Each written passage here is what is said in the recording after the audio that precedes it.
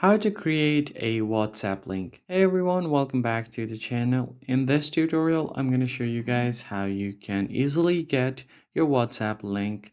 But before we get started, don't forget to hit the like button down below and subscribe to the channel.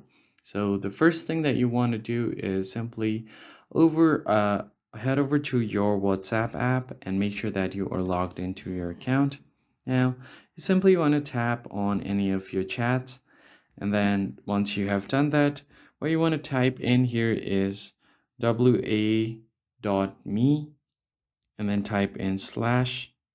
So once you do that, it will help you generate your link. So here after this, you'll just have to provide your phone number, including your country code. So for example, you'll just have to type in plus and then type your country code, and then you can just enter your number. And once you have done that, you can just tap on send and it will be sent as your WhatsApp link. And all you have to do now is just tap on this and it will get to the WhatsApp number. So once you have done that, you can just copy this and then send it to whoever you want. So let me just copy this link. And then if you want, you could just send it right here and it will create a link.